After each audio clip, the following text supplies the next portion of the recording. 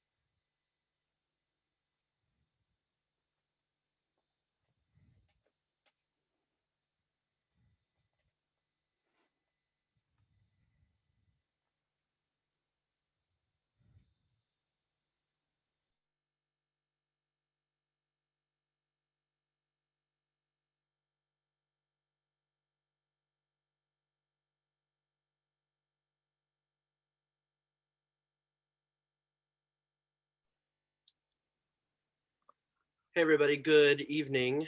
I'm gonna get us started here. Director Ed Moore was gonna get us started, but he's running just a few minutes late, which is absolutely fine. And we just want to welcome you all this evening. We have a group of panelists who have been working hard on some studying of our Department of Public Utilities as it relates to affordability measures. And that really started from working with the community. In December of 2019, City Council passed a resolution that I introduced that created what's called the Water Quality and Consumer Protection Committee. And ultimately what it is it's a way for the administration, so the Department of Public Utilities, the mayor, and then council, which is a separate body, and then the community can all really just be on the same level and communicating with one another about what they would like to see, what policies we're putting in place, what measures we're passing through city council. It's allowed us to really hear from you all. And that's really important as we consider what the future of our Department of Public Utilities looks like. So I'm not going to belabor this point. We really are here tonight because we want to hear from you um, as it relates to what we're doing around affordability. So we have, as I mentioned, several folks who work for the city that are on this call. But in addition to that, we also have Roger Colton joining us tonight. And Roger works with the city of Toledo. We contracted with him as a consultant to do what's called an affordability study. And I'm going to let him explain a little bit more about what that is. And we're going to go through a small presentation once we get it going. But I really just want to express to you how meaningful it is that you've come to join us and participate in this discussion, because ultimately, at least for me as the chair of the Water Quality and Sustainability Committee through City Council, the goal is to do what we can. So to support you and to support what our constituents, what our residents of Toledo really want and need. So that's why we're here tonight. Really excited to have you here. And I'm just going to kick it over to Roger to get us started. Thank you, City Council Member Comives. My name is Roger Colton. I'll be hosting you tonight. The city has adopted a plan or adopted an approach to uh, develop a water affordability study. We're here tonight to get your input into what that study should be looking at and some of the uh, suggestions that should come out of that study. Can we have the first slide? Uh, One of the uh, critical components of preparing a study such as this, and I've prepared studies such as this around the country, is listening to the community. The process tonight will be really split into two different parts. It will address the 5 questions that are appearing on your screen right now. what problems exist with water affordability, how do water affordability problems relate to other needs, and how basically how can and should the city of Toledo respond to those problems. I say that there are two parts. The first part is going to be to seeking to identify the needs, and the second part will be seeking to identify mechanisms and the ways that the city can and should be responding to those needs. I want to say that we don't want to, one thing that we don't want to do tonight, we don't want to address individual billing and customer service issues tonight. We have only an hour. We will uh, provide a mechanism both through email and through a telephone number. If you do have specific billing or customer service issues that you want to raise with the city of Toledo, please feel free to also uh, tap in or write in to the question and answer function if you have a specific billing problem or a specific customer service problem, and somebody from the city will get back to you. The next slide. So let me talk first about the first set of issues that we want to address. And one of the ways that a water affordability plan is meaningful is to identify the issues that are facing the community and to develop responses to those issues. I, of course, have done a lot of reading about what issues are involved with water affordability, and I talk to folks, but it is the community that knows what affordability issues are facing the community. The community lives these affordability issues, and so that's why we would like to hear from you tonight. There are really two kinds of problems. One is uh, what kind of problems do you have with actually paying your bill? So, what I mean by that is some people pay their bill every month, but every month they get their bill, they worry about it and they worry about whether they will have money to pay it. Some people simply are make late payments because of a lack of an ability to pay. Some people get behind on their bills and they just can't seem to catch up and get back over the hump to become current again.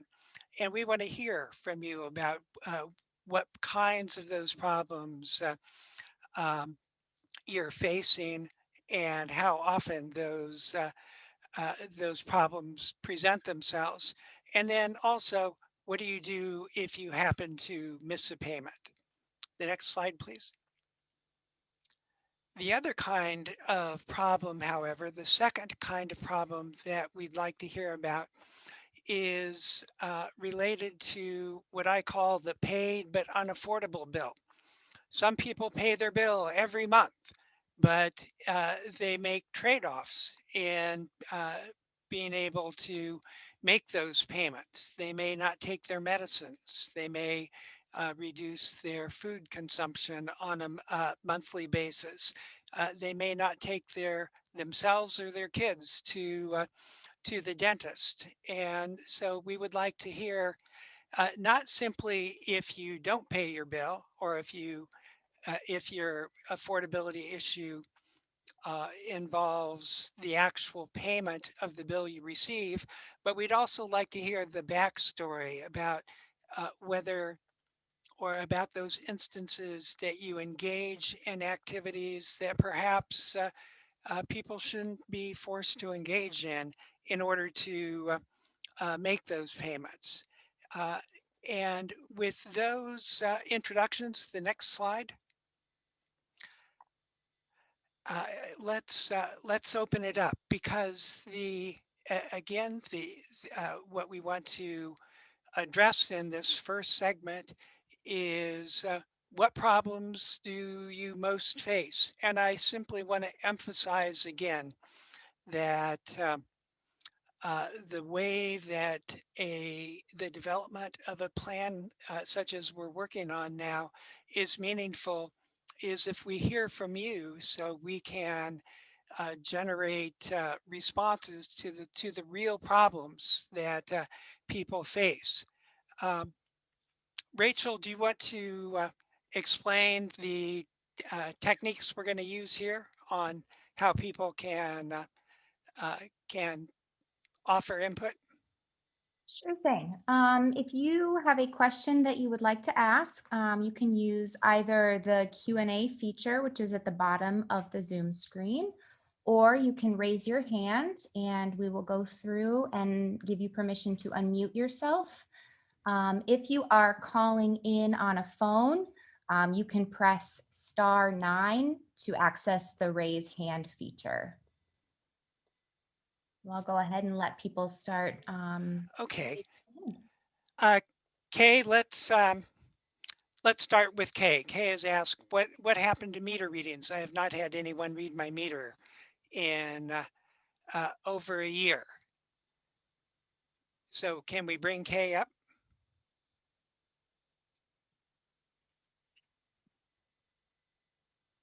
Kay, if you would like to unmute yourself, you can go ahead. Okay, can you hear me? Yes. Thank you for joining us, Kay. So I think my question is pretty straightforward. What happened to the meter readers? Okay, and one of the issues from an affordability perspective, Kay, we will have somebody, as I said, either get back to you or we can post, or we will post, not only can post, we will post both the phone number and an email where you can contact somebody and ask about getting a meter reading. One of the things that I hear from Kay is a common concern, and that is that sometimes people don't have regular meter readings. They end up with bills that are artificially low or that may concern them about whether they're artificially low. And then when they do get a meter reading, they get a makeup bill.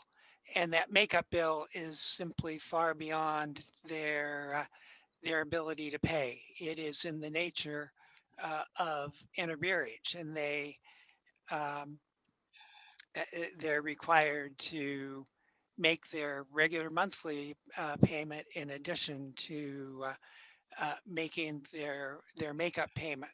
So we need to be able to address that. Yes, thank you, Kay. Mrs. Mayfield Guerrero.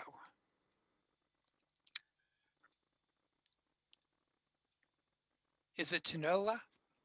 Can you unmute yourself and Hi, yes, I have unmuted myself. Thank you. and is it Tanola? I Yes, apologize. you are Tanola, pronouncing thanks. it. Yes, that's absolutely correct. Tanola, Okay. thank you. Your question is, what do you do with inaccurate adjustments That's and not correct. And it's having? actually piggybacking off of kind of what you were just bringing up in relation to Kay, with this idea that all of a sudden you have this astronomical bill and then you try to find recourse to take care of it. And the only recourse that I've been able to find, at least, is by going through and requesting a formal hearing. Because when I did an appeal, it was denied. So I want to know what the city is planning on doing, because I know that I'm certainly not alone in this struggle. And certainly there are others who also talk about inaccuracies in their bill. And one of the things the city of Toledo wanted us to do as consumers is to post our meter readings on our own. And although I appreciate that, that really is just not a realistic solution, especially at a time when everybody is stretched so thin because of our continuation of having to deal with COVID-19 and all the repercussions that have come along with that. Okay, and I thank you, Tanola.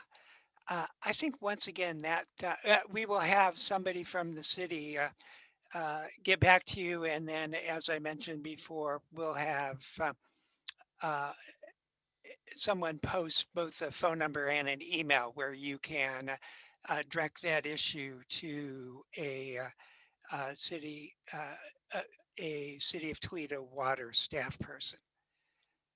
Um, the issue again, what I'm hearing is uh, things, and please in the chat if I'm misstating the issue, you can correct me. But the issue that I'm hearing is that things may be okay when things are normal, but when something happens to make things other than normal, uh, then then life gets tougher. And that other than normal situation may be a missed meter reading or a misread meter with a makeup bill later on. It may be that there have been other adjustments that have been posted to the bill, but once it happens, the bill is higher than would otherwise be expected, and the bill becomes unaffordable as a result. Do we have, if I can throw out one question um, to the folks on the call, and then we will come back to these to the extent possible. But how often does this happen? Uh, it makes a difference if you can imagine that about whether something, whether a situation like this arises, you know, every month. Are you constantly fighting this fight, if you will, or does it come up a few times a year, or um, does it come up just enough times to be uh, um, to be annoying? Can anybody tell me that?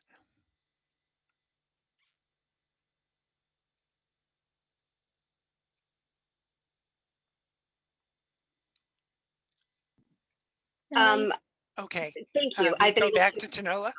yes, I would say that since we switched over to monthly billing, I think that things have definitely gotten worse. The bills seem to be really difficult to ascertain, and in understanding exactly the fluctuation in my cost. And I've heard from other people because I've been speaking with a lot of Toledoans about this issue. It seems to be the case that since switching to that monthly billing cycle, things have gotten worse. So I think that your question is how often? And I would say that I feel like people are regularly having to deal with these questions and feel like they're bumping up against a brick wall because the mechanisms that we've been provided have not been satisfactory and do not provide any kind of real recourse or alleviation of the situation.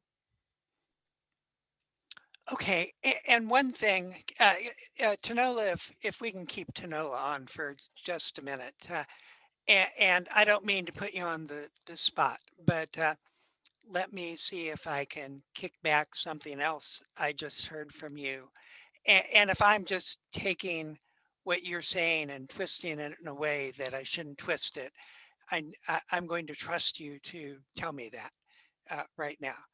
But one of the things that I heard too from you is that the foreseeability of a bill is an important aspect to being able to pay your bills. I'm not sure if foreseeability is exactly the right word, but that it helps when people know what they should expect to pay on a monthly basis. And one of the things that we're hearing here, both whether it's from meter readings or from other adjustments, is that those sort of throw off the foreseeability. Am I hearing what you're saying So correctly? I'm not exactly sure what you mean by foreseeability, but what I Yeah, would that may say be a is, bad word. yeah, but what I would say is that I think that people have lost faith in the accuracy of what they're receiving. So I think that really what we're asking for, at least what I've heard from others, and what I'm certainly asking for, is this accountability from the city, from the Department of Utilities. I want to know in good faith that when I'm paying my bill, that it's an accurate amount that I'm paying.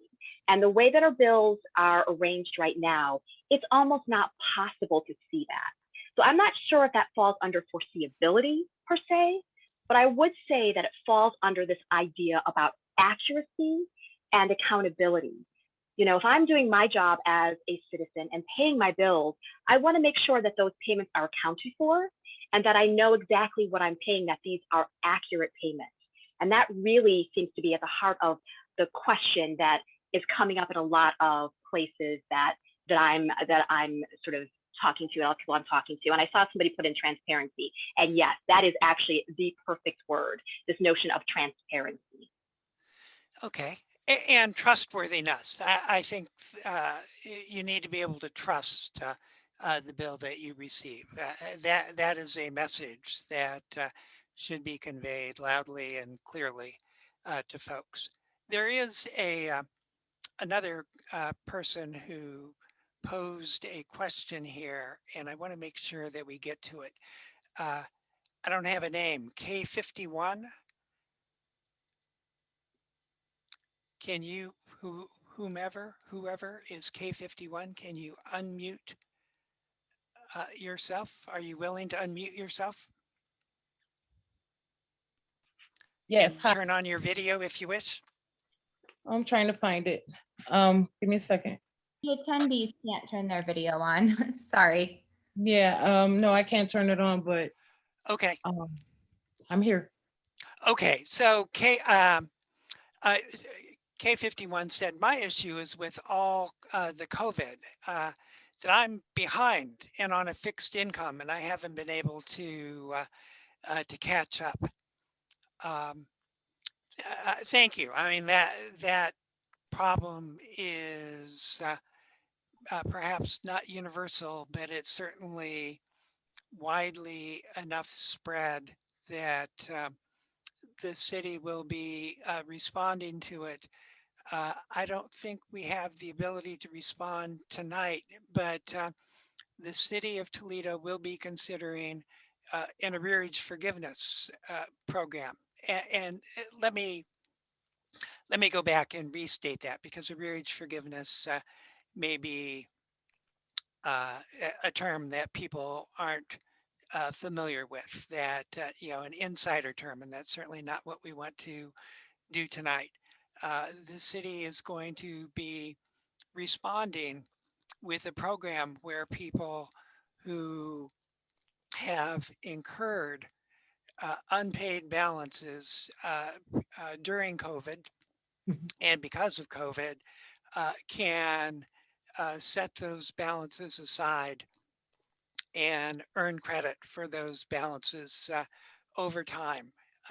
I can tell you that one aspect of an affordability program, whether it's related to COVID or not, whether presumably we are going to in the foreseeable future be beyond COVID, and we need to address the issue that you just raised, and the issue that unless I'm projecting onto you, and again I need to have you tell me if I am, the No, issue go ahead. the issue you raised is it doesn't make any difference if my future bills are affordable if I've got an unpaid balance that I can't It's get gonna get cut off. past. Yeah, yeah. Yeah, that It's gonna get cut off. It's gonna get cut off with uh, the monthly payments, and then the payment plan, and then the monthly payments are just I'm drowning.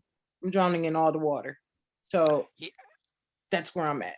I hear you, and I thank you for having the wherewithal to stand up and let us know that. And there are going to be two aspects to a response to that that I can see. One of which the city will be considering, which is a COVID-related relief program. And then in the longer term, uh, there are people uh, who are drowning in debt, Right. and we're going Right. to hope to make their future bills affordable. But again, it makes no sense to make their future bills affordable if they've already got an unpaid balance Yes. that they just can't get by. So Right. uh, we will we will make note that that is important to the Toledo uh, community. Thank you. Um, Got a folks, question from Amber Hawkins. okay, Amber, you can go ahead and unmute yourself. Good evening. Can you hear me? yes, thank you, Amber, for joining us. Oh, you're very welcome. I'll be brief and I'll say it's related to what has already been mentioned. I do know of many people who, due to COVID, their finances were affected, but as far as gaining the assistance needed to help pay bills or some type of a program or anything like that, their bills keep getting higher and higher. There are times when some people I know, they've received like threats to have their water and or utilities cut off, but it is not their fault, their own, if they've been laid off and or they've returned to work and or are working in situations in which their hours were cut. And when the company is called and that's explained to them, there isn't any adjustment as far as the bills are concerned. To have this going and some bills equaling 1,000 or a couple $1,000, making it impossible for a payment is, too much. And there are other things happening, and having to make sure that you have water should not be an added problem to a person's situation.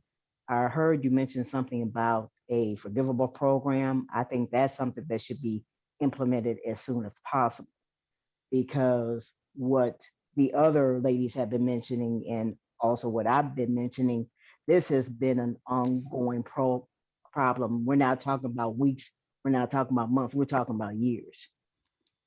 In some cases, too many years, too long.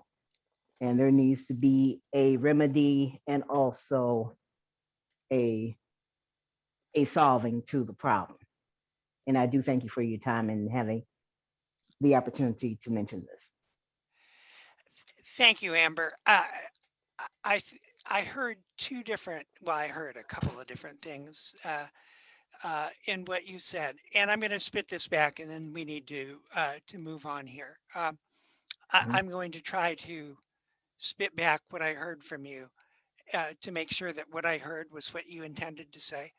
Um, but one thing is you reiterated the issue of unpaid balances. We have to be able to address unpaid balances that may not be COVID related at all, but may have been built up over the years, not months, but years. You said. Um, the second thing is that there are some folks who have uh, a low income, a consistently low income. But one other thing I think I heard you say was the problem of people who may have been laid off, or maybe they weren't laid off, but they simply lost hours. And it is perhaps a short term emergency situation. So, not everything that we should be thinking about should be directed, or let me state it a different way.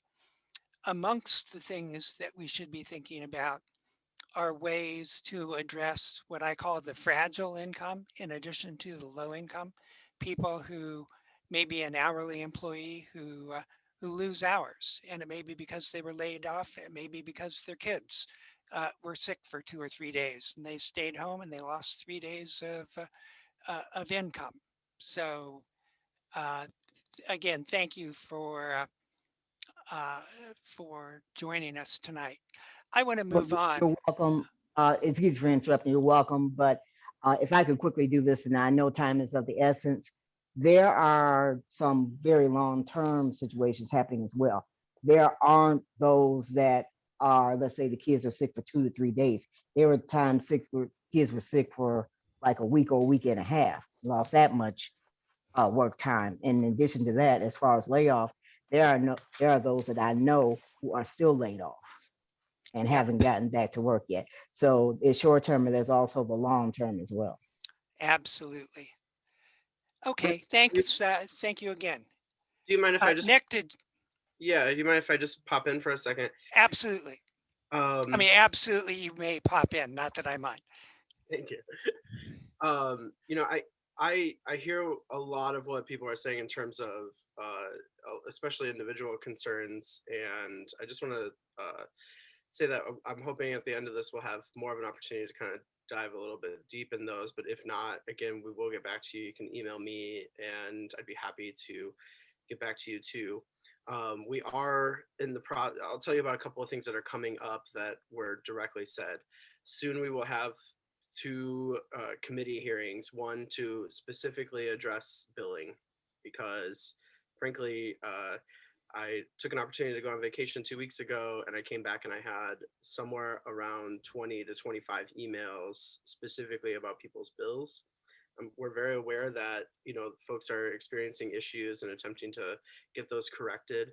And so we will have a city council committee hearing about that. So if you want to share your experiences there, you'd be more than welcome. It will be in the evening, so it's more accessible to folks. The other thing is that forgiveness program that's been talked about, and I saw some people mention individual things like, are we going to eliminate late fees and other charges and things, and all of those things are a part of the discussions for that program that we're considering. So I really appreciate you bringing those things to the table, because they're going to help us through the process of creating this new policy that we have in front of us, and there is time to make those changes so we can make sure that it works for the most people that it can work. And the third thing that I wanted to mention is that, as people are talking about affordability issues that have to do with water, in addition to that, you might also be experiencing hardships in terms of paying rent or a mortgage or some other things. And so I encourage you to visit the city's website, because we offer some other programs that could help you out during this time, because there is no doubt that COVID has certainly hit all of us in ways that we weren't expecting. So if you're experiencing a hard time paying rent or your mortgage as well, I'd encourage you to check those programs out. Thanks, Roger. Thank you. Um, Rachel, can we move on to the next slide? Yes. And I want to, Kay, again, thanks for being here tonight. I want to read a comment that Kay wrote to us, because this is her comment is exactly what we want to talk about in the next 20 minutes or so. Kay stated, I highly doubt that customers who are struggling with water bills are joining us on a Zoom meeting. Perhaps inserts with the bills can help clients not only budget but conserve water. Uh, that is a concern. And that's what I wanted to talk about in this second part of the public meeting tonight. And that is, in deciding how Toledo Water can be most helpful, none of what we decide makes any difference unless we can reach the people who need it. And I have been involved with places around the country where it's the same people talking to each other, year after year. And so I would like to open up the question, how can and should Toledo Water identify and reach the people who are in need or the people who are most in need? Should we be working with LIHEAP, the groups that or agencies that deliver energy assistance? Uh, should we be working with the neighborhood associations? I've never worked in a city that's so structured around the neighborhood associations. Is it the faith community? Is it the schools? Again, uh, it's critical that that you give us your opinions and because you live this and you know how we, if you have a neighbor or a friend or family, how Toledo Water might be able to identify them and offer assistance to them. So, and let me do the next, well, no, let's start with this. How can we identify those people? What do you suggest? Who should we be working with? Who should Toledo Water be working with?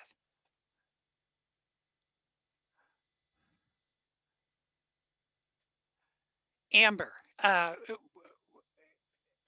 let's bring Amber back if she's willing. Uh, Amber, you say that everybody needs to be involved, but who is the everybody? Who is the all? Or who would you include? And let me tell you what I'm thinking here, and hopefully you'll tell me whether I'm right or wrong. Um, and that is that when one group of people says all need to be involved, that could be they could be thinking of an entirely different group of folks than a different group of folks. Uh, so, you know, people who are Hispanic may turn to different people for assistance than people who are not. People who are aging may turn to different people than people who have kids. So, who is the all?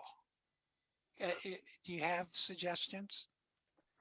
And I do understand what you're saying, but I'm thinking when I say all, I mean, I would say all resources should be used as far as at least getting the word out as far as, assistance is concerned.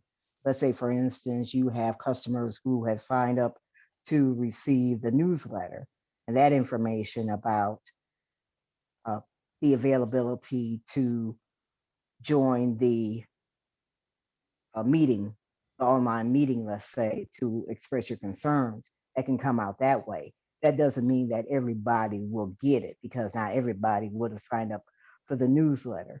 So then if the postings can be put on, all the social media outlets, everything from Facebook to Twitter to LinkedIn to Instagram to any of the others to make sure the word gets out that way, as far as having flyers maybe handed to and asking, let's say, local churches, local faith-based organizations to have it announced, different social service outlets to have it announced or have the flyers displayed, using all channels necessary to get the word out. And actually, if that one slide could be shown again, please, because I want to make sure I address everything. I think there's one bullet point that I didn't. Thank you very much.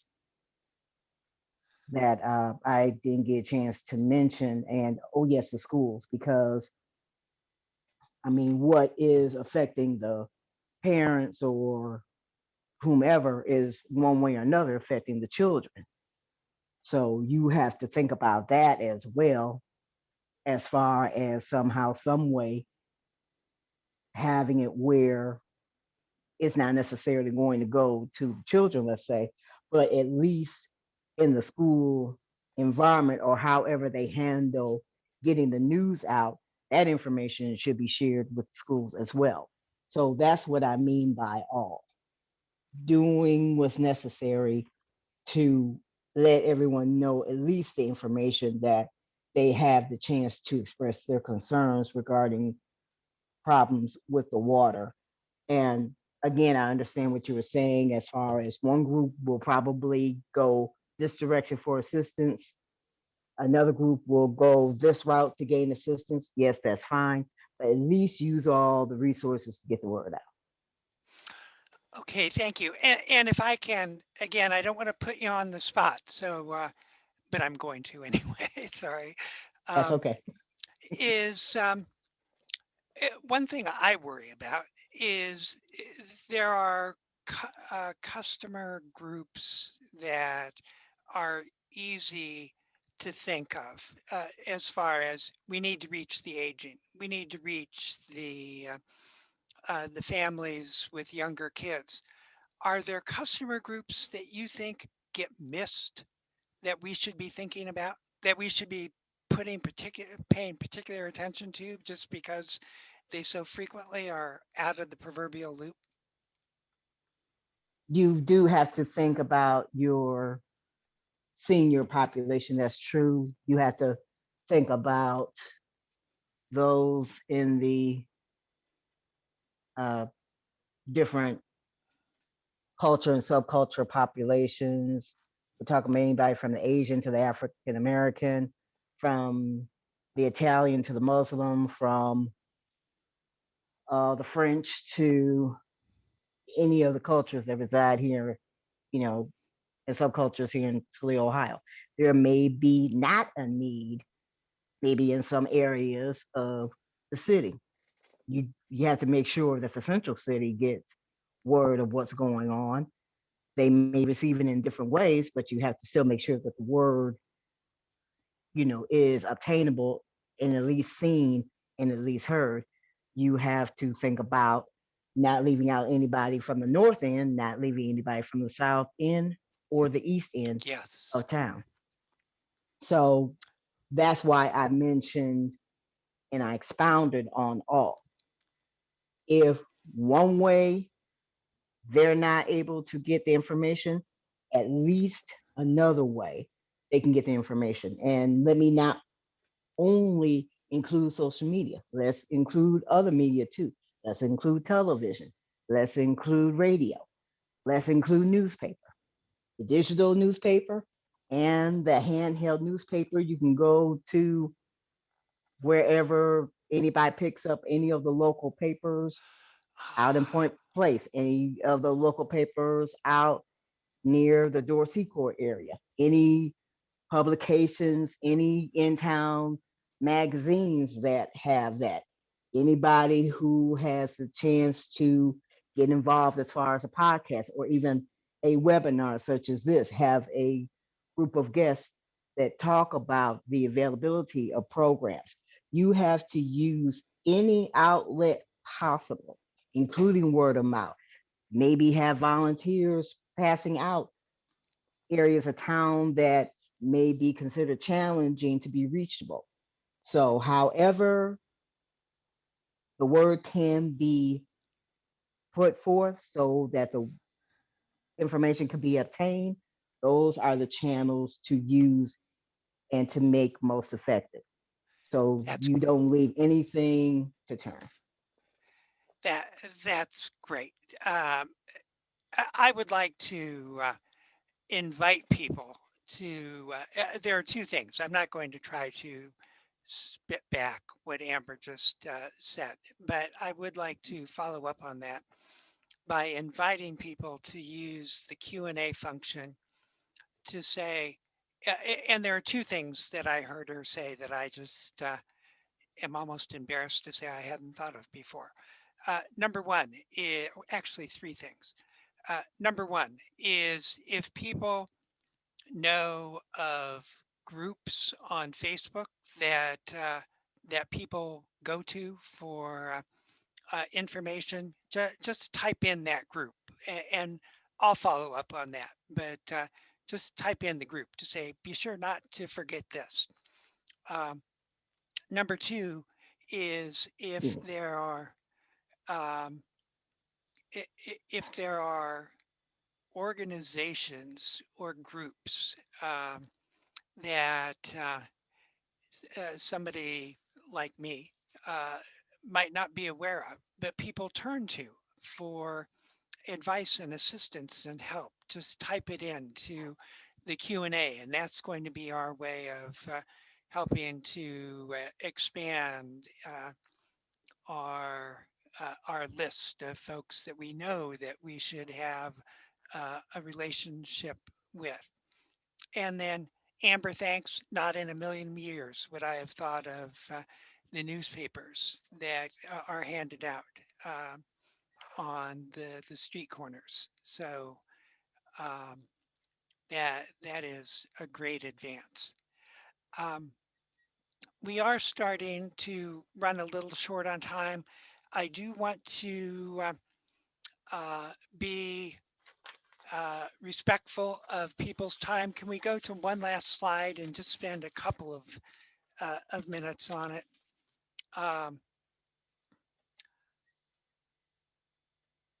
The question here is, and we've heard some of it already, but how can Toledo Water most help you? One thing we've heard is through addressing arrearages that would get in, that would just become or pose an unpayable burden. We've heard that Toledo Water needs to be trustworthy. We've heard that Toledo Water bills, people need to know what their Toledo Water bill is going to be from month to month. But are there other ways that Toledo Water should be, or other things that you can think of? And I ask this question recognizing that some people have written suggestions in the Q&A and that will be captured. So in asking the question again, I don't mean to say that we're ignoring those suggestions. Those will be captured at the end of this. But is there something in particular? If you could say, what are the two biggest things? One I think I've heard is dealing with arrears. So that's good because the city is well on its way toward a program there.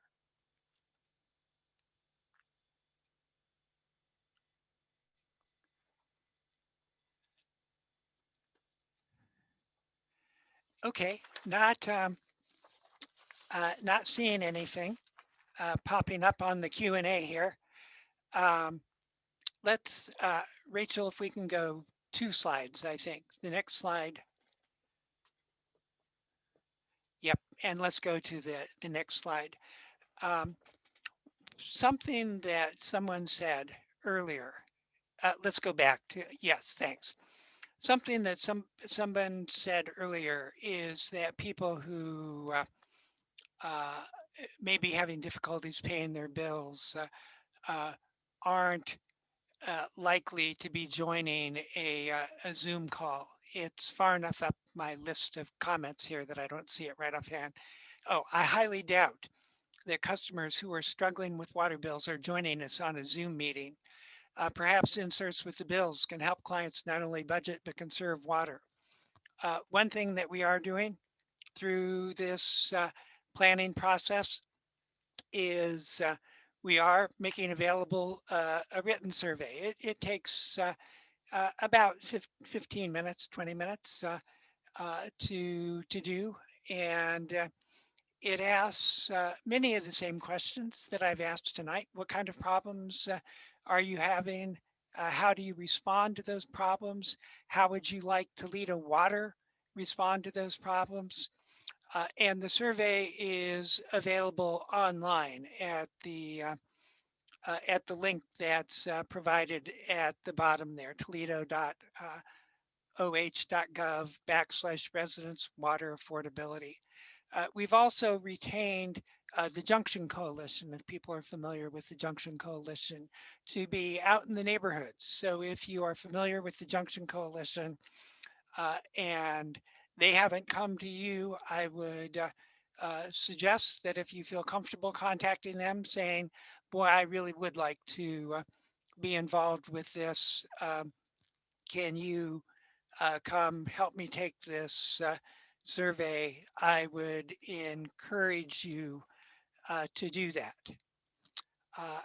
Otherwise, we are going to be sending out notices with the bills about the availability of this survey, and we will be using every outreach mechanism that we can think of that is available to make this survey available.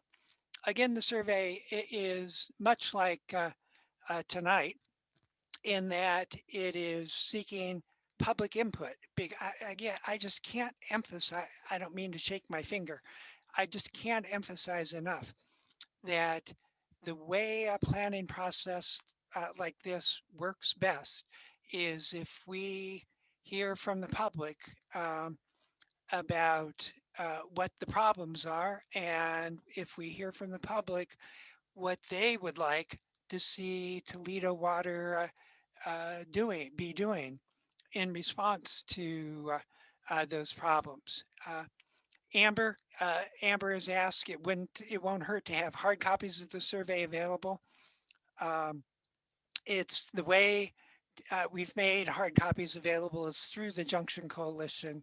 So again, if you feel comfortable contacting the Junction Coalition, they will not only be able to provide you a hard copy, but they'll be willing to sit down with you or sit down with whomever. If you know somebody who you think should take the survey or who would be interested in taking the survey, uh, but might want some help in doing it, that's the way to do it. One last thing as we wind up tonight is this conversation, like any conversation, can't be a one and done deal. A conversation, by definition, implies that we talk to you on occasion and you talk to us on occasion. And not only do we talk to each other, but we listen to each other. And that only happens if we do it over time. And we do it again and again and again. And with luck, we will be learning from each other as we have these conversations. Along those lines, or in that vein, we are going to be having 3 more public input sessions, and I'm going to list them tonight, and they will be available uh, both online and through social media and other mechanisms. We will meet again on May 12th at 5:30.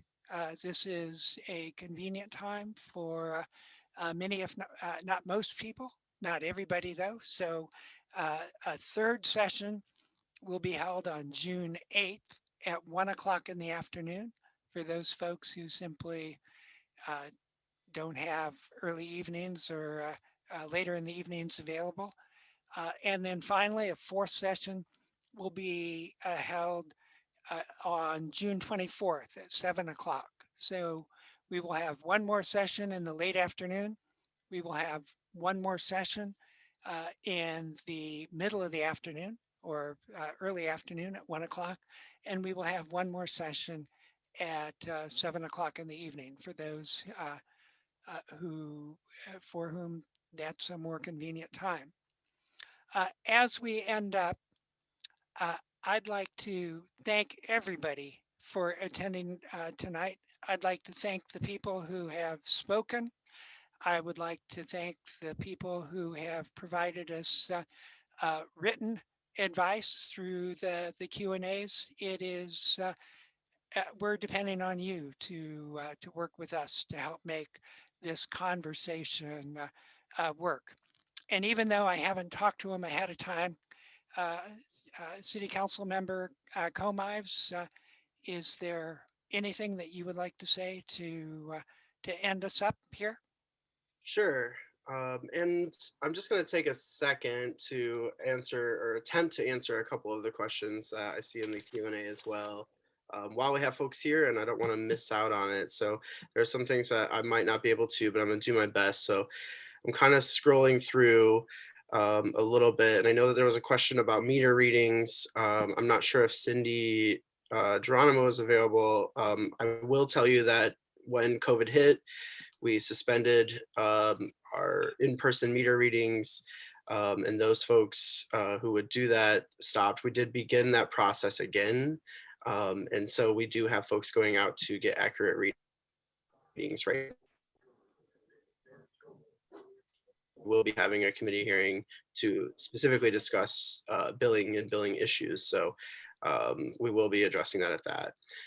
Willie Ann Moore, I see your question about new meters. The city took on a fairly large contract in this year, and the work for a new meter being placed in your homes is on its way. Those meters will allow us to be more accurate in that they will directly communicate out what your meter reading is. And so as somebody is just literally driving by your house, it will collect that information and will be more accurate. There's a question about cost here. So I will tell you that as a result of the new meter, everybody can expect on average about $5 and I believe it was 25 cents. It's been a little while since I've heard that number, but on average about $5.25 per year to cover the cost of the new meter. And the last portion of that question had to do with discounts for seniors. Those have not gone away. We've kept the discount for seniors that existed before we even regionalized our water system. Those discounts are still in place. So if you feel as though you qualify for that, please call Engage Toledo and let them know. Just kind of quickly scrolling through here. There's a question about refuse charge being on the bill. Yes, it comes from public service. I don't know if Cindy or Jenny maybe want to address that a little bit more. That would be really great. Absolutely, yes. It does. It's something that comes from Department of Public Services that we actually just put it on the bill and we administer that process. But any questions specifically that you have, you can send directly to my email that's in the chat, and I'll make sure that I get back with you with your answers. And you're correct, Nick, and what you said about the meters. And if there are any additional questions, I'll get back with that customer too and let them know. Thank you. Yeah, and I'll also forward any emails that I get to the appropriate people as well. It looks like most everything was addressed.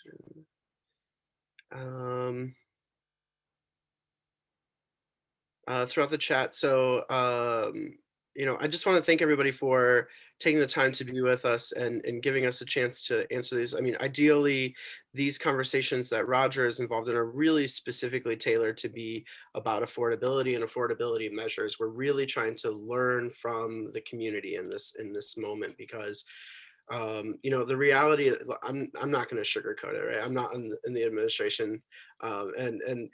We know that monthly billing has been a challenge. We know that billing is an issue right now.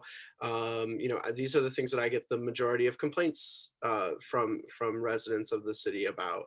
We're actively trying to fix it. What I will say is this, being on council right now is really interesting. We are, I would say, updating our technology at lightning speed, right? It's 2021, and as a new member of council that came on even 4 years ago, I asked questions like, why can't people just access this on the internet? Why can't we just, thinking about how swift you can interact and what you can do in terms of dealing with a private entity, government should catch up, right? And we are in so many ways. We are updating nearly every financial software system that we have that's across the city. We are updating ways that make things more accessible to our residents to interact with us, whether that's helping somebody who's building new business, and trying to figure out what that permitting process might look like and who do they need to call, right? We're making all of these changes to make it more accessible online.